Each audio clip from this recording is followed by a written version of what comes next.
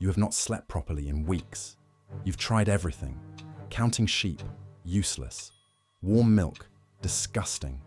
Staring at the ceiling while mentally replaying every embarrassing thing you've ever said. Extremely effective at keeping you awake. Completely useless at anything else.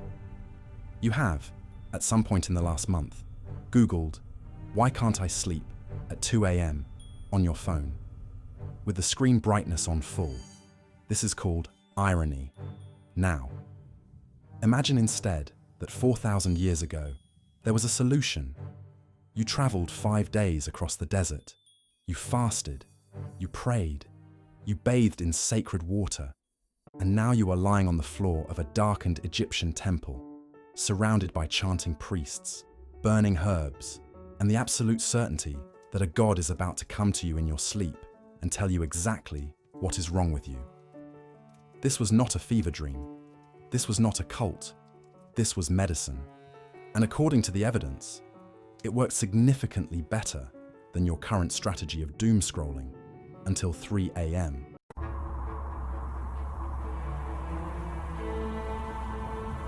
Meet Imhotep. Around 2600 BCE, Imhotep was the Chancellor of Egypt, High Priest of the sun god Ra, and the chief architect of the Step Pyramid at Saqqara, the first large stone building ever constructed by human beings. So, architect, priest, physician, government official. In his spare time, he also wrote medical texts. Imhotep was essentially the ancient world's overachiever, and the rest of us have simply never recovered from the comparison. In death, the Egyptians did what Egyptians did when someone was genuinely exceptional. They made him a god, specifically the god of medicine and healing, worshipped across Egypt for 2,000 years after his death. The temples built in his honor became the world's first hospitals, places where the sick could come, prepare themselves, sleep, and receive divine diagnosis through their dreams. Being deified after your death is the kind of career trajectory that LinkedIn has not yet found a way to describe. Imhotep managed it anyway. The process was called incubation, from the Latin incubatio, meaning simply to lie down, which sounds modest. It was not modest. Patients would travel hundreds of miles to reach a sleep temple. Upon arrival, they would begin a period of preparation. Fasting, ritual bathing, prayer, offerings to the god. Then they were guided into the abaton, the inner sanctum, deliberately dark, deliberately quiet, and laid upon a sacred mat. The priests would begin rhythmic chanting, burning herbs, guided prayer, the boundary between waking and sleep made deliberately, expertly thin. And then they waited for the god to come. Here is the question that modern researchers asked when they started studying sleep temples seriously. Not, did the gods actually show up? That one they had an answer to. But, did the healing actually work? And the answer, which arrived approximately 4,000 years too late to be useful to the people who needed it, is yes. Quite well, actually. The sleep temple was not primitive superstition dressed up as medicine. It was, as it turns out, a remarkably sophisticated healing environment that the ancient Egyptians built entirely on instinct and observation, and that modern neuroscience has spent the last century slowly, embarrassingly catching up to. Let's go through it. The darkness of the abaton, what we now call sensory deprivation, proven to accelerate the transition into deep, restorative sleep.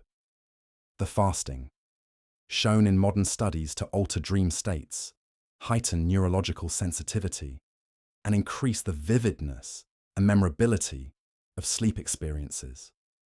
The rhythmic chanting and drumming, documented to synchronize brain waves, lower cortisol levels, and reduce the body's stress response. The sacred architecture itself, the preparation, the ritual, the belief that healing was coming, one of the most powerful placebo mechanisms ever constructed. And the placebo effect, it turns out, produces measurable, real physiological change. We now call some of this hypnotherapy. Some of it we call mindfulness. Some we call integrative medicine. The ancient Egyptians called it going to the temple. They were, annoyingly, ahead of the entire field. The Greeks noticed. They were not slow. They built their own version, the Asclepian, dedicated to Asclepius, the god of medicine, son of Apollo. The greatest of these temples was at Epidaurus, and it drew patients from across the entire Mediterranean world. The stone tablets there record the cures. Blindness restored, paralysis reversed, chronic illness resolved, after a single night of sacred sleep. Were these miracles? Were they the power of the human mind, finally given the conditions it needed to heal itself? The honest answer is, possibly both, and possibly, after 4,000 years, that distinction matters less than we think. Here is a detail that will follow you for the rest of the day. The word clinic, the room where your doctor sees you, the hospital clinic, the GP clinic, that word. It comes directly from the ancient Greek klein, the mat on which patients slept in the sleep temples. Your doctor's office is named after a bed in an Egyptian healing temple. You are welcome for that. For roughly 2,000 years, Western medicine made a decision. The mind and the body were separate. You treated the body with surgery and chemistry. The mind was someone else's department. Philosophy, religion, later psychiatry. And sleep. Sleep was what happened when medicine had nothing else to offer you. Get some rest is what doctors say when they don't know what else to say, which is somewhat ironic, given that rest is what their entire profession is named after. The ancient Egyptians did not make this mistake. They understood, without fMRI scanners, without clinical trials, without peer-reviewed journals, that healing happened differently in states of deep rest, that the environment shaped the outcome, that a person lying in sacred darkness, prepared by ritual and expectation, was in a fundamentally different physiological state than a person simply lying down. They understood the mind-body connection 3,500 years before we had the language to describe it. We thought we were so advanced. Turns out, we just stopped sleeping properly and called it industrialization. And here is the part that should, quietly, make you think. The sleep temples were not exclusive. They were not reserved for the wealthy or the powerful.